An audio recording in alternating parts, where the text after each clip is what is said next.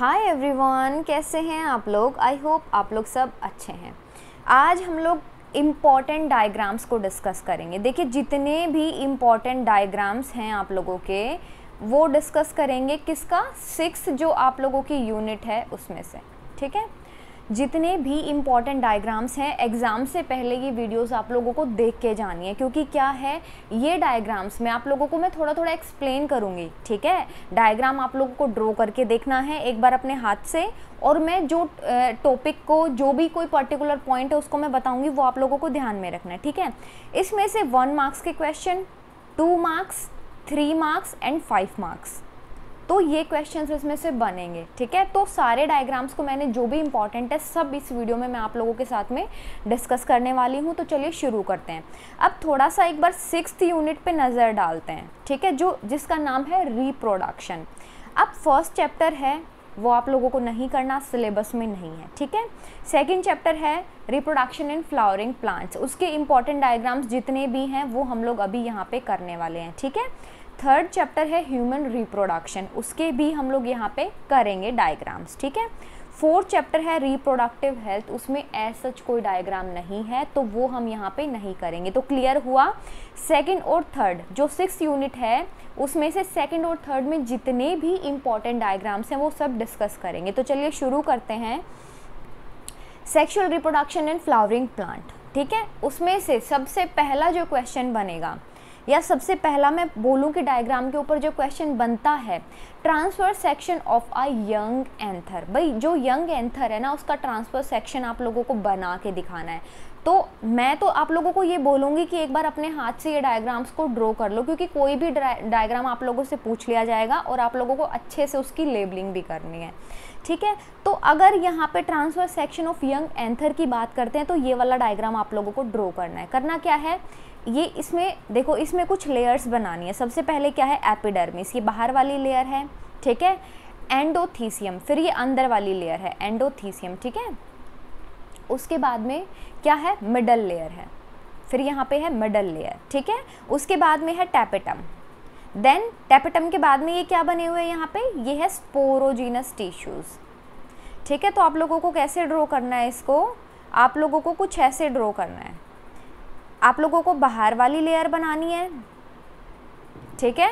उसके बाद में आप लोगों को अंदर वाली लेयर बनानी है, देन आप लोगों को क्या बनाना है, मिडल लेयर बनानी है, और उसके बाद में आप लोगों को ये बनाने हैं स्पोरोजीनस टिश्यूज, ठीक है। ऐसे करके आप लोगों को ड्रॉ करना है। अब एपिडर्मिस जो बाहर की 2 लेयर्स हैं वो प्रोटेक्शन का काम करती हैं। देखो, जो भी पॉइंट्स मैं बता रही हूँ ना वो ध्यान करके सुनो आप लोग। जो बाहर वाली लेयर है गाइस, वो प्रोटेक्शन का काम करती है, मतलब एपिडर्मिस और एंडोथीसियम, ये वाली लेयर क्या करेंगी, प्रोटेक्शन का काम करेंगी, ठीक है। तो मैं यहाँ लिख देती हूँ इसको, ये करती हैं प्रोटेक्शन का काम। अब जो डायग्राम देखो, सबसे पहले एनसीईआरटी की वीडियो देखनी है, फिर प्रीवियस ईयर की वीडियो देखनी है, फिर उसके बाद में जो ये डायग्राम्स की वीडियो है ये देखनी है। इसके बाद में मैं माइंड मैप्स के कुछ वीडियोस निकालूंगी, ठीक है। हर चैप्टर को किस तरीके से, जब आप लास्ट में एग्जाम देने जा रहे हैं तो आप लोगों को वो चीज़ एक बार देख के जानी है, ताकि आप लोगों को मेन पॉइंट्स ध्यान रहे, ठीक है। तो ये मेनली प्रोटेक्शन का काम करती है, ठीक है। अब यहाँ पे है मिडल लेयर। मिडल लेयर क्या करेगी, यहाँ पे मिडल लेयर के जस्ट आगे क्या है, टैपेटम है, ये नरिशमेंट का काम करेगी, ठीक है। तो ये भी किस में हेल्प करेगी, जो डेवलपमेंट हो रहा है पोलन ग्रेन्स का, उसको क्या करेगी, उसकी ग्रोथ में हेल्प करेगी, जो ये मिडल लेयर है। और टैपेटम क्या करेगी, नरिशमेंट प्रोवाइड करेगी, ठीक है, नरिश करेगी, या फिर बोल सकते हो कि आपको न्यूट्रिएंट्स देगी उसको, ठीक है। नरिशमेंट टैपेटम, ठीक है। और ये भी क्या करेगी, मिडल लेयर जो पोलन ग्रेन्स हैं उसकी ग्रोथ में हेल्प करेगी, ठीक है। तो मेन मैं यहाँ पर डिस्कस कर रही हूँ। देखो, एनसीईआरटी के क्वेश्चन, प्रीवियस ईयर के क्वेश्चन से तो ये चीज़ें क्लियर हो गई हैं आपको, थोड़ा चीज़ें ध्यान रहे, इसलिए मैं ये पॉइंट्स को थोड़ा थोड़ा एक्सप्लेन कर रही हूँ, ठीक है। बाहर अगर पूछा जाए कि enlarge view of 1 microsporangium showing the wall layers, अगर एनलार्ज व्यू पूछा जाए तो आप लोग कुछ ऐसे बनाएंगे, एपिडर्मिस एंडोथीसियम प्रोटेक्शन का काम करेंगे, मिडल लेयर क्या करेगी, उसकी ग्रोथ में हेल्प करेगी। ये है माइक्रोस्पोर मदर सेल, और ये क्या है, टैपेटम है, ठीक है, नरिशमेंट का काम करेगी। तो ये एनलार्ज व्यू हो गया, जिसमें चारों हम लोगों को ये दिखानी है चीज़ें, ठीक है। Epidermis, endothecium, middle layer, tapetum, और सबसे अंदर क्या है, इसके अंदर microspore mother cell, that is also known as MMC, clear हुआ? ये यंग एंथर का क्लियर हुआ अच्छे से? एक बार ड्रॉ करके देखना आप इसको। उसके बाद में है यहाँ पे stages of a microspore maturing into a pollen grain. ठीक है, माइक्रोस्पोर जब मैच्योर होता है पोलन ग्रेन बनता है। ठीक है, तो वो स्टेजेस आप लोगों को बतानी है। 5 मार्क्स का क्वेश्चन भी बनता है इसमें। उस क्वेश्चन में ही आप लोगों को ये डायग्राम ड्रॉ करना है। ठीक है, जो जो चीज़ें बोल रही हूँ ध्यान ध्यान से सुनना है। सबसे पहले माइक्रोस्पोर टेट्राड बना। ठीक है, माइक्रोस्पोर डायाड बना। सबसे पहले कुछ ऐसा स्ट्रक्चर बना, उसके बाद में ये बना, फिर से मियोसिस सेकंड में क्या बन गया? Microspore tetrad. ये सेकंड मियोसिस था और ये मियोसिस 1 था। ठीक है, तो अब हम लोगों को समझना है, देखो यहाँ पे अब लोगों को ये डायग्राम ड्रॉ करना है कि माइक्रोस्पोर है, आगे पोलन ग्रेन में कैसे इसने मैच्योर किया। तो ये वैक्यूल्स बनाने हैं, ये इसका न्यूक्लियस है। ठीक है, एसिमेट्रिक डिवीज़न हुआ, एसिमेट्रिक स्पिंडल फाइबर्स बने इसमें, और यहाँ पे एक वेजिटेटिव सेल है, एक जनरेटिव सेल है। वेजिटेटिव सेल देखने से दिख रही है कि ये बिगर है। ठीक है, और ये क्या है? स्मॉलर है। स्मॉलर है लेकिन बहुत काम की है। ठीक है, इसी के साइटोप्लाज्म में फ्लोट कर रही है ये जनरेटिव सेल। इतना समझ में आया?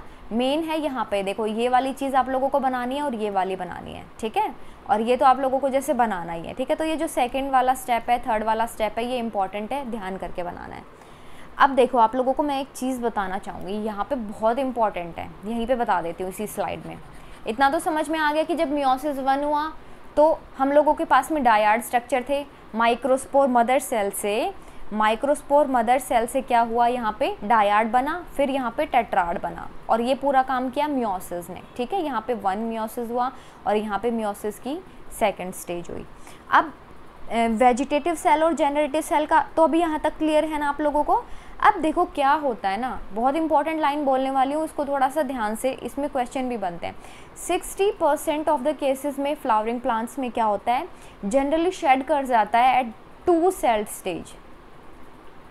जो पोलन ग्रेन है, जो माइक्रोस्पोर से मैच्योर हुआ है पोलन ग्रेन के अंदर, जनरली क्या होता है कि ये जो 2 स्टेज है ना, 2 सेल की स्टेज है ना, इसी पे शेड कर जाएगा। ठीक है, तो 2 सेल स्टेज पे ही शेडिंग हो जाती है। ठीक है, शेड कर जाएगा। लेकिन 40% ऑफ द केसेस में क्या होता है? कुछ अलग होता है। वो अलग क्या होता है मैं यहाँ पे समझा देती हूँ। देखो अब जो ये जेनरेटिव सेल है ना, ध्यान से सुनना, जो ये जेनरेटिव सेल है इसी के अंदर डिवीज़न होगा। ठीक है, इसी के अंदर डिवीज़न होगा, और वो डिवीज़न होगा माइटोटिक डिवीज़न। माइटोटिक डिवीज़न होके 2 मेल गैमीट बन जाएंगे, मेल गैमीट। तो ये क्या है? 40% केसेस में क्या हो जाएगा? 3 सेल्ड स्टेज। ठीक है, 3 सेल्ड स्टेज, जिसमें 2 मेल गैमीट हैं और प्लस में वेजिटेटिव सेल, तो ये हो गया 3 सेल स्टेज। जब 2 सेल स्टेजेस थी तो वेजिटेटिव प्लस में जनरेटिव, ये लिखोगे। सिंपल से क्लियर हुआ फंडा। देखो 60% केसेस में तो 2 सेल पे शेड हो जाएंगे, 2 सेल स्टेज पे, वेजिटेटिव जनरेटिव। लेकिन जब बात होती है 40% की, उसमें क्या अलग होता है? जो जनरेटिव है, नाम से पता चल रहा है कि कुछ जनरेट करेगी, तो इसमें माइटोटिक डिवीज़न हुआ। Mitotic division is equational division. ठीक है, तो ये इससे बना देगी 2 मेल गैमीट। अब 3 अगर सेल पूछा जाए, 3 सेल स्टेज पूछा जाए तो 2 मेल गैमीट है, प्लस में वेजिटेटिव सेल। यहाँ पे जनरेटिव सेल नहीं आएगा क्योंकि जनरेटिव सेल से तो 2 मेल गैमीट हम लोगों को ऑलरेडी मिल चुके हैं। ठीक है, तो ये वेजिटेटिव सेल प्लस में 2 male gamete is known as the 3 cell stage. ठीक है, अब इसके बाद में नेक्स्ट डायग्राम है typical anatropous ovule. Anatropous ovule की बात करें तो कुछ इस टाइप से होता है, देखो इन्वर्टेड। ठीक है, अब यहाँ पे मेन चीज़ आप लोगों को मैं बता देती हूँ। ये होता है इसका चैलेजल एंड। चैलेजल ये बाहर वाली इंटेग्यूमेंट है, आउटर प्रोटेक्शन का काम करती है। ये इनर इंटेग्यूमेंट है, ये न्यूसेलस है। ठीक है, ये जो 3 बने हुए एंटीपोडल सेल्स ये आप लोगों को बनाने हैं। ठीक है, उसके बाद में ये तो बाहर एम्ब्रियोस है, कि आप सबको पता है, पॉलर न्यूक्लियाई हैं बीच में ये। उसके बाद में ये मेल गैमीट हैं और सिनर्जिड्स हैं। जो नीचे वाला है ऑपोजिट एंड में चैलेजल के, वो माइक्रोपाइलर एंड है। ठीक है, जो ये डंडी है ये फ्यूनिकुलस है, और ये जो अटैचमेंट है इसका ये हाइलम है। ठीक है। तो ये हो गया एनाट्रोपस ओव्यूल, एनाट्रोपस इन्वर्टेड, ठीक है, ऐसे करके याद रखना। और यहाँ से फिर ये स्ट्रक्चर बनाना शुरू कर देना। ये फ्यूनिकुलस है, ये वाला जो रीजन है ये माइक्रोपाइल है, और ये वाला रीजन है चैलेजल। तो ऐसे करके आप लोगों को याद रखना है। बीच में क्या है, ये एम्ब्रियोसैक है, ठीक है। इसके बाद में नेक्स्ट क्वेश्चन है a diagrammatic view of the mature embryo. Mature embryo का पूछा जाए तो क्या करना है, चैलेजल एंड के बिल्कुल नीचे क्या है, एंटीपोडल, ठीक है। तो चैलेजल एंड, CA, जहाँ पे चैलेजल एंड होगा वहाँ पे एंटीपोडल सेल्स होंगी, ठीक है, बिल्कुल डाउट नहीं है इस बात में। तो 3 एंटीपोडल सेल्स बना देनी है, उसके बाद में पोलर सेल बना देनी है, ये सेंट्रल सेल है, ठीक है। फिर उसके बाद में एग है और नीचे ये सिनर्जिड्स हैं, ये है फिलीफॉर्म एपैरेटस, ठीक है। ये कुछ ऐसे करके फिंगर लाइक प्रोजेक्शंस बने हुए हैं, ये फिलीफॉर्म एपैरेटस है, ठीक है। और चैलेजल के जस्ट अपोजिट में होता है माइक्रोपाइलर एंड, जहाँ पे क्या होता है, सिनर्जिड्स, फिलीफॉर्म एपैरेटस, ये सब मौजूद होते हैं, ठीक है। और उसके बिल्कुल अपोजिट में चैलेजल, जहाँ पे एंटीपोडल सेल्स होती हैं। तो ये डायग्रामेटिक व्यू किसका है, मैच्योर एम्ब्रियो का, राइट। अब इसके बाद में है longitudinal section of a flower showing growth of pollen tube. देखो ये है पोलन ट्यूब। अगर एक और क्वेश्चन बनता है इस पे, पोलन पिस्टल इंटरेक्शन पूछा जाए आप लोगों से, अगर डायग्रामेटिक के थ्रू बताना है, डायग्राम के थ्रू बताना है, तो आप लोगों को पोलन पिस्टल इंटरेक्शन में भी यही डायग्राम बनाना पड़ेगा, ठीक है। क्या है ये, यहाँ पे आके लगे हम लोगों के, देखो ये डायग्राम है, बहुत सिंपल सा है। जो पोलन ट्यूब है, ये पोलन ग्रेन सबसे पहले आए यहाँ पे स्टिग्मा पे, ये जो रीजन है ये इसको बोलते हैं स्टिग्मा, इसको बोलते हैं स्टाइल, ठीक है, और इसको बोलते हैं ओवरी, ओवरी। तो ये कुछ ऐसा दिखेगा अब,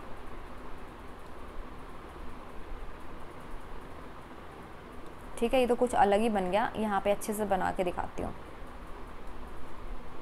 ये देखो,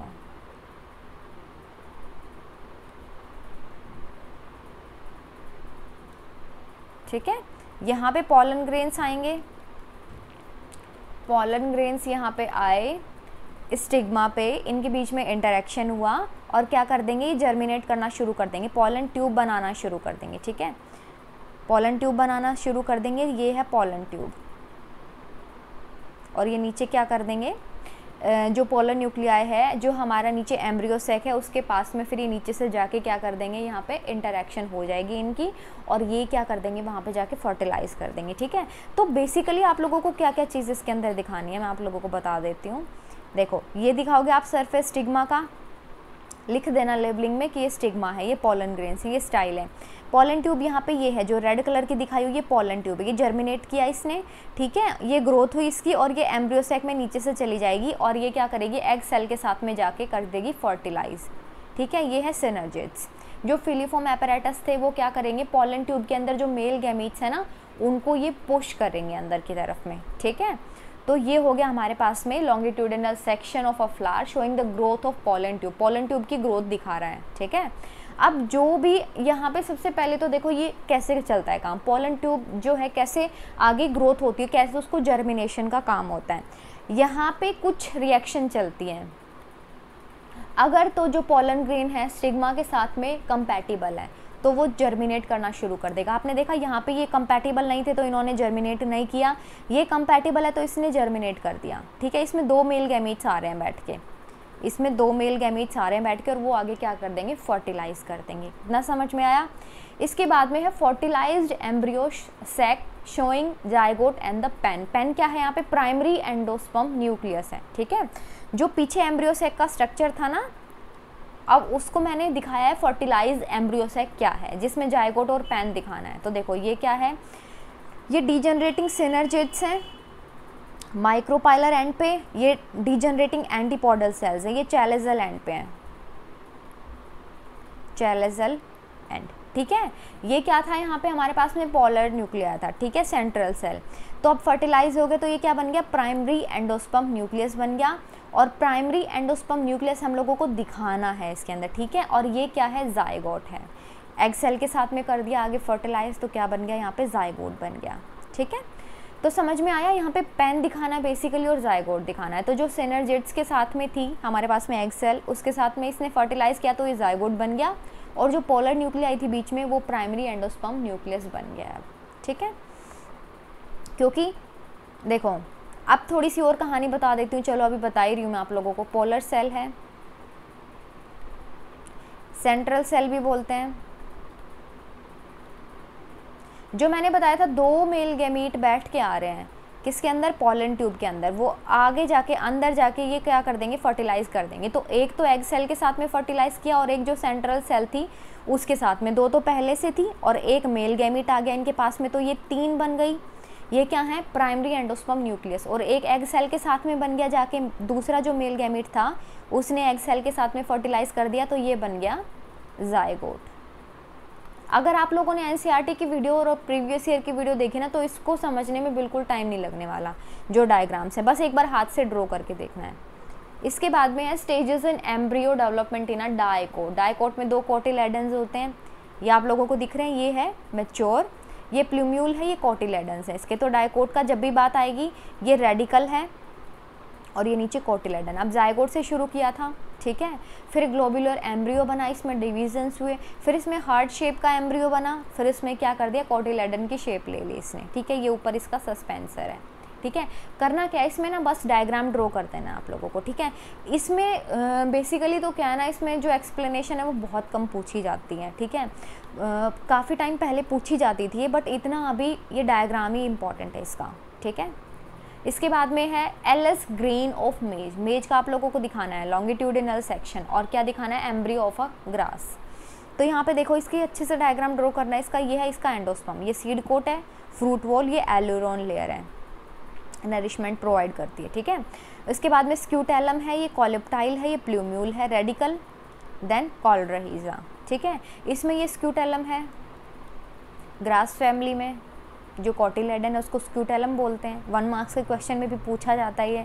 ठीक है, ये इसके कॉलिप्टाइल्स हैं, ये शूट एपेक्स है, epiblast, radicle, root cap and the coleorhiza. ठीक है, तो ये दोनों के डायग्राम आप लोगों को अच्छे से ड्रॉ करके देखना इंपॉर्टेंट है।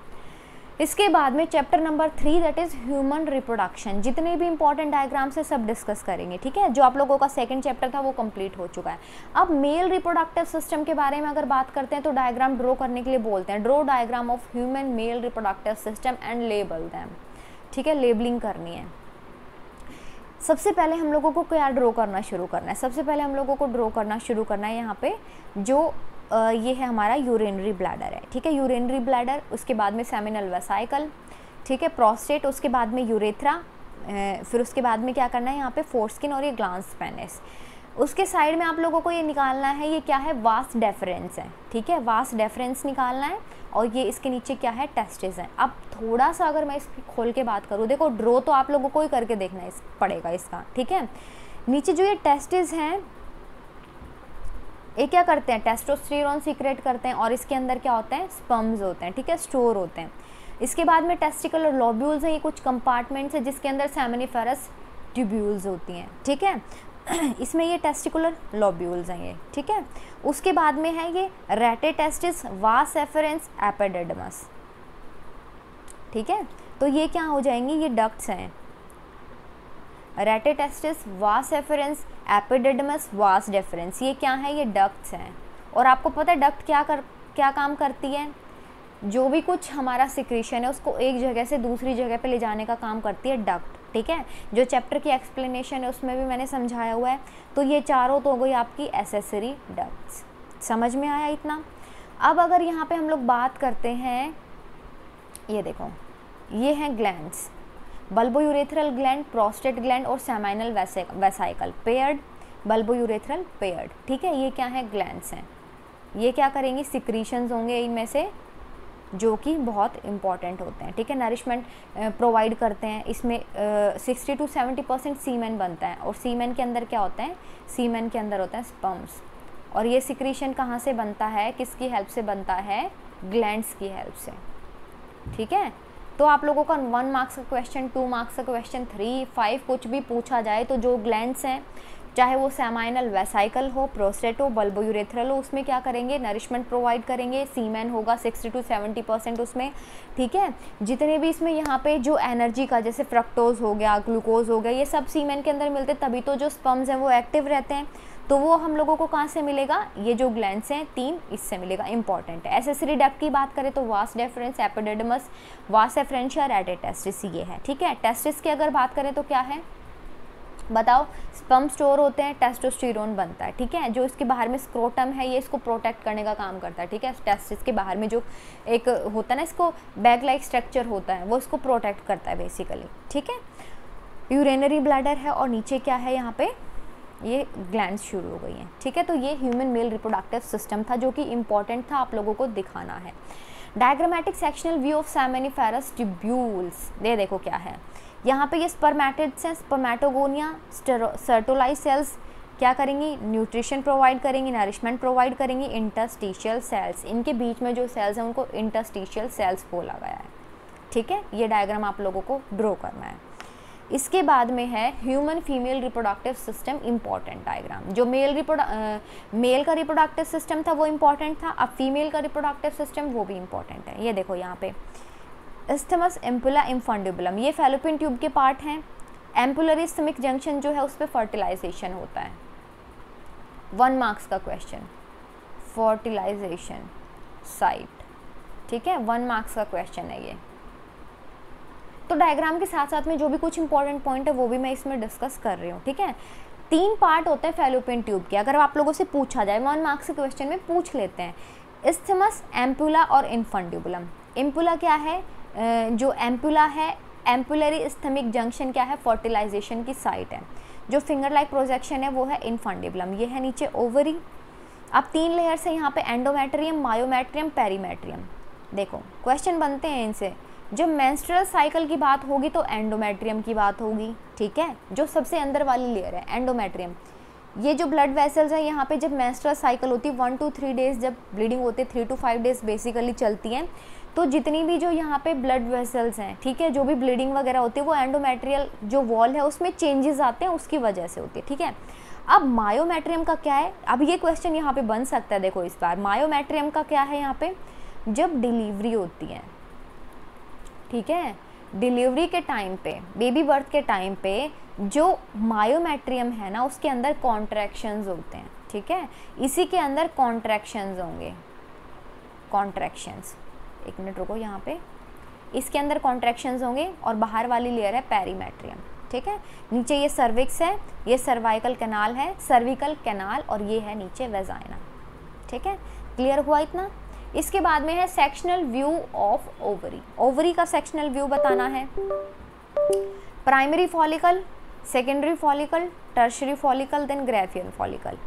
ओवम ओव्यूलेशन के टाइम पे अगर यहाँ पे फर्टिलाइजेशन नहीं हुआ तो ये क्या हो जाएगा, ओव्यूलेशन के टाइम पे, एक मिनट रुको, थोड़ा सा पेन धीरे चल रहा है, ओव्यूलेशन के टाइम पे क्या हो जाएगा, ओवम रिलीज हो जाएगा, ठीक है, और फिर बाद में क्या बन जाएंगे इनकी, ये कॉर्पस ल्यूटियम की बॉडीज बन जाएंगे, ठीक है, कॉर्पस ल्यूटियम। अगर प्रेगनेंसी नहीं है तो क्या होगा, फर्टिलाइजेशन नहीं हुआ है तो क्या होगा, जो ओवम है वो रिलीज हो जाएगा, सेकेंडरी oocyte ओवम को बोलते हैं, रिलीज हो जाएगा ओव्यूलेशन पे 14th डे पे, ठीक है, 14th डे पे ये रिलीज हो जाएगा, और बाद में ये क्या बन जाएंगी, इनकी कॉर्पस ल्यूटियम बॉडीज बन जाएंगी, ठीक है। बाद में जो स्ट्रक्चर होगा बेसिकली वो है कॉर्पस ल्यूटियम, ठीक है। अब यहाँ पे है structure of a sperm, plasma membrane, acrosome. Acrosome जो है इंपॉर्टेंट है, 1 मार्क्स का क्वेश्चन बन सकता है इससे, इंपॉर्टेंट है, मैं स्टार मार्क कर देती हूँ। एक्रोसोम में क्या होता है समझो, देखो पेन थोड़ा सा धीरे काम कर रहा है, कोई बात नहीं, आप लोग थोड़ा सा समझो, डायग्राम आप लोगों को ड्रॉ करके देखना है। एक्रोसोम में एंजाइम्स होते हैं, ठीक है, एक्रोसोम में एंजाइम्स होते हैं, ठीक है। अब ये क्या करेंगे, जब जो हमारा ओवम का स्ट्रक्चर है, ओवम के स्ट्रक्चर में एक लेयर है जोना पेलुसिडा, उसको ये क्या करेगा, उसको ये डिग्रेड करेगा, जो इसके अंदर एंजाइम्स है ना वो इसको डिग्रेड करेंगे ताकि जो स्पर्म है वो एंटर कर सके। तो जो मेनली काम है ना एक्रोसोम का वो यही है कि इसके अंदर जो लाइजोजाइम्स होते हैं, ठीक है, इसके अंदर क्या करते हैं, डिग्रेडिंग एंजाइम्स होते हैं जो उस वॉल को डिग्रेड करता है ताकि जो स्पर्म है वो एंटर कर सके, ठीक है। क्रोमोसोमल मटेरियल, हेड जो पार्ट है हेड, नेक मिडल पीस और टेल, 4 पार्ट हैं इसके इंपॉर्टेंट, ठीक है। जो नेक है यहाँ पे हेड से कनेक्टेड है, मिडल पीस है उसमें माइटोकॉन्ड्रिया, तभी ये स्विम कर पा रहा है। जो इसकी टेल है इसको हेल्प कर रही है मूव करने में, ठीक है। इसमें एनर्जी सोर्स है, उसकी वजह से ही ये स्विम कर पा रही है। तो यहाँ पे मिडल पीस जो यहाँ पे माइटोकॉन्ड्रिया आप लोगों को दिख रहे हैं, उसकी वजह से स्विम कर पा रही है, और ये नीचे है टेल, ठीक है। तो ये इसको मोटाइल जो मोटिलिटी होती है वो इसको यहीं से मिलती है। ये था स्पर्म का स्ट्रक्चर। अब ह्यूमन सेमिनिफेरस ट्यूब्यूल देखो, सबसे पहले स्पर्मेटोगोनियम थे, सर्टोलाइज सेल्स यहाँ पे न्यूट्रिशन का काम करेंगी। Primary spermatocyte, secondary spermatocyte, spermatid and then spermatozoa, ठीक है। ये 2n है, ठीक है, ये 2n है, ये n है, n है, n है। अब क्वेश्चन ये भी बन सकता है कि 23 क्रोमोसोम है कि 46 है, सबको पता है 46 होगा इसमें 2n में, और बाकी की जो ये तीनों है इसमें 23, n है तो 23 नंबर ऑफ क्रोमोसोम्स, ठीक है। देखो सबसे नीचे स्पर्मेटोगोनिया बनाने हैं, फिर सर्टोलाइज सेल्स हैं, क्या करेंगे, जो डेवलपिंग स्पर्म्स हैं उनको ये न्यूट्रिशन प्रोवाइड करने का काम करेगी। प्राइमरी स्पर्मेटोसाइट, डिवीजन होगा, secondary spermatocyte, spermatids, then spermatozoa. ये है सेमिनिफेरस ट्यूब्यूल का सेक्शनल व्यू, इंपॉर्टेंट है, ठीक है। इसके बाद में है various events during menstrual cycle, बहुत इंपॉर्टेंट है, बहुत इंपॉर्टेंट है। देखो क्या है, 3 to 5 डेज चला मेंस्ट्रुएशन, ठीक है। मेंस्ट्रुएशन चला, ओवम था वो रिलीज़ हो गया, ओवम रिलीज़ हुआ कहाँ पे, 14th डे पे। देखो वापस से सुनो, मेंस्ट्रुअल साइकिल पे क्या हुआ, मेंस्ट्रुएशन हुआ, 3 to 5 डेज चला, ये चलता है 3 to 5 डेज। जो एंडोमेट्रियम की जो लेयर है वो यहाँ पे क्या करती है, चेंजेस होते हैं उसके अंदर, ठीक है।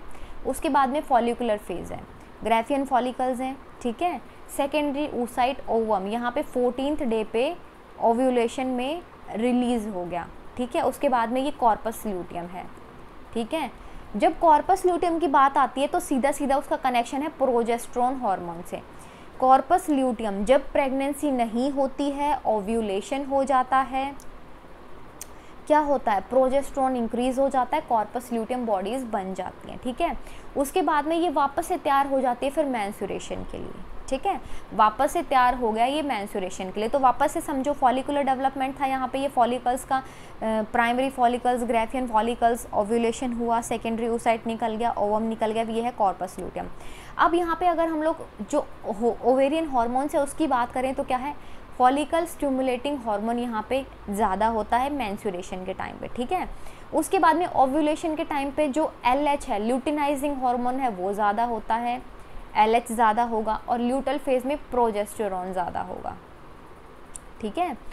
तो आप लोगों को क्या क्या चीज़ याद रखनी है, सबसे पहले तो फॉलिकुलर डेवलपमेंट ऊपर आप लोग दिखा दोगे, मेंस्ट्रुअल फेज दिखाओगे, फिर फॉलिकुलर फेज दिखाओगे, फिर ल्यूटल फेज दिखाओगे। ल्यूटल फेज में कॉर्पस ल्यूटियम बनती है, फॉलिकुलर में फॉलिकल बॉडीज़ बनती हैं, ठीक है। और मेंस्ट्रुअल में क्या बन जाएगा, जो मेंसेस का है, यहाँ पे छोटा सा आप लोग ये दिखा देना यहाँ पे, ठीक है, कि यहाँ पे मेंस्ट्रुअल साइकिल में एंडोमेट्रियम में चेंजेस आए, और ये यहाँ पे चल रहा है FSH हाई, ठीक है। ओव्यूलेशन होगा तो LH हाई, और ल्यूटल फेज में प्रोजेस्टेरोन। ये आप लोगों को इंपॉर्टेंट दिखाने हैं। अब है स्ट्रक्चर ऑफ ह्यूमन ओवा। देखो मैंने बताया था कि जोना पेलुसिडा जो लेयर होती है, एक्रोसोम उसको क्या कर देता है, एक्रोसोम उसको वो कर देगा, डिग्रेड कर देगा, ठीक है, इस लेयर को। तो यहाँ पे देखो, ये यहाँ पे एक्रोसोम ने इसको यहाँ पे कर दिया, यहाँ पे आके लाइसोसोमिक एक्टिविटी दिखाई, लाइसोसोम उसमें प्रेजेंट है, लाइसोजाइम्स प्रेजेंट है, तो ये यहाँ पे आके इसको डिग्रेड कर देगा, और यहाँ पे फिर स्पर्म एंटर कर जाएगा, ठीक है। तो जोना पेलुसिडा लेयर का इंपॉर्टेंट काम क्या है यहाँ पे, कि ये मेक श्योर करती है कि यहाँ पे एक ही स्पर्म एंटर कर पाए, ठीक है। बीच में न्यूक्लियस है, साइटोप्लाज्म है, कोरोना रेडिएटा, फॉलिकुलर सेल्स हैं, ये फर्स्ट पोलर बॉडी है जो बनती है। कैसे बनती है वो भी बताऊंगी आप लोगों को। अब लास्ट एंड इंपॉर्टेंट डायग्राम देखो क्या है, schematic representation of spermatogenesis and oogenesis, important बहुत है ये। 2 क्वेश्चन बनते हैं, स्कीमेटिक रिप्रेजेंटेशन ऑफ स्पर्मेटोजेनेसिस, और दूसरा क्या है, स्कीमेटिक रिप्रेजेंटेशन ऑफ oogenesis, ठीक है। जहाँ पे ओवम बना उसको बोल देंगे हम लोग oogenesis, और जहाँ पे स्पर्म्स बने उनको बोल देंगे स्पर्मेटोजेनेसिस। अब स्पर्मेटोगोनियम थे, पीछे आप लोगों ने डायग्राम में देखा, सेमिनिफेरस ट्यूब्यूल वाले में स्पर्मेटोगोनियम थे। प्राइमरी स्पर्मेटोसाइट बना, प्राइमरी स्पर्मेटोसाइट इसके अंदर बना, ठीक है। तो प्राइमरी स्पर्मेटोसाइट क्या मैंने बताया था, 2n है, ठीक है। प्राइमरी स्पर्मेटोसाइट बना, उसके बाद में सेकेंडरी स्पर्मेटोसाइट बना। सेकेंडरी स्पर्मेटोसाइट बनने के बाद में क्या बना, ये स्पर्मेटिड्स बना, ठीक है, स्पर्मेटिड्स बना। और स्पर्मेटिड्स बनने के बाद में क्या बन गया, हमारे पास में नीचे स्पर्म्स बन गया। अब एक चीज़ मेरे को आप लोगों को बतानी है जो इम्पॉर्टेंट है। देखो आप लोगों को क्या चीज़ याद रखनी है, सबसे पहले पीछे भी मैंने डिस्कस किया था कि यहाँ पे आप लोग याद रखेंगे कि यहाँ पे 46 नंबर ऑफ क्रोमोसोम है, ठीक है। जो प्राइमरी स्पर्मेटोसाइट है वहाँ तक 46 है, और इसके बाद में इन तीनों के पास में क्या है, 23 है। ये चीज़ आप लोगों को याद रखनी है, इंपॉर्टेंट है। पहली चीज़ तो ये याद रखनी है। दूसरी चीज़ आप लोगों को ये याद रखनी है कि जो प्राइमरी स्पर्मेटोगोनियम था उसके बाद में सेकेंडरी स्पर्मेटोगोनियम कैसे बना। यहाँ पे हुआ फर्स्ट माइटोटिक डिवीज़न, ठीक है। यहाँ पे हुआ फर्स्ट मियोटिक डिवीज़न हुआ, माइटोटिक नहीं हुआ, फर्स्ट हुआ है यहाँ पे। एक तो ये पेन भी नहीं चल रहा है ना, तो फर्स्ट यहाँ पे हुआ मियोटिक डिवीज़न, ठीक है। फर्स्ट मियोटिक डिवीज़न हुआ, और सेकेंडरी स्पर्मेटोसाइट से जब स्पर्मेटिड्स बनेंगे तो ये सेकेंड मियोटिक डिवीज़न होगा, ठीक है। वापस से सुनो, स्पर्मेटोगोनियम थे, प्राइमरी स्पर्मेटोगोनियम बने, अब प्राइमरी से सेकेंडरी बनेंगे तो फर्स्ट मियोटिक डिवीज़न, सेकेंडरी से स्पर्मेटिड्स बनेंगे तो सेकेंड मियोटिक डिवीज़न। इतना क्लियर हुआ, और नीचे स्पर्म्स, ठीक है। अब ये चीज़ याद रखना आप लोग, ओगोनियम है यहाँ पे, oogenesis में प्राइमरी oocytes बने, ठीक है, फर्स्ट मियोटिक डिवीज़न हुआ, सेकेंडरी oocyte से ooted बना, सेकेंड मियोटिक डिवीज़न, ठीक है। फिर नीचे ये बन गया ओवम, फर्स्ट पॉलर बॉडी, और फिर इसके साथ में बनेगी सेकेंड पॉलर बॉडी, ठीक है। यही है, बिल्कुल ठीक है। अब मल्टीप्लिकेशन फेजेस में मल्टीप्लाई हो रहे हैं, ठीक है। ग्रोथ फेज़ है, इसमें डिवाइड हो रहे हैं। डिफरेंशिएशन में क्या हो रहा है, स्पर्मेटिड से स्पर्म्स बन रहे हैं, ooted से ओवम बन रहा है, ठीक है। फर्स्ट पॉलर बॉडी और सेकंड पॉलर बॉडी दिखानी बहुत इंपॉर्टेंट है, ठीक है। प्राइमरी स्पर्मेटोसाइट में फर्स्ट मियोटिक डिवीज़न होगा तो हमारे पास में सेकेंडरी oocyte बनेगी, और क्या बनेगा, प्राइमरी oocyte से सेकेंडरी oocyte बनेगा, तो यहाँ पे फर्स्ट मियोटिक डिवीज़न बनेगा, ठीक है, फर्स्ट, और ये नीचे क्या हो जाएगा, सेकेंड, देन ये बन जाएगा ओवम। तो oogoनियम और स्पर्मेटोजेनेसिस दोनों का क्लियर कट डिफरेंस समझ में आया आप लोगों को। एनसीईआरटी में भी ये दिया हुआ है, बहुत इंपॉर्टेंट है, ठीक है। आप लोगों को ये चीज़ अच्छे से याद रखनी है, और ये आप लोगों को पूरा अच्छे से डायग्राम ड्रॉ करके बताना है। जो ये 2n वाला है ये भी आप लोगों को लिख के दिखाना है, ताकि जो टीचर है उसको अच्छे से समझ में आ जाए कि हाँ आप लोगों को ये कंसेप्ट अच्छे से पता है, ठीक है। तो चलिए अब नेक्स्ट वीडियो में मिलेंगे, हम लोग नेक्स्ट यूनिट करेंगे, ठीक है। Till then bye, take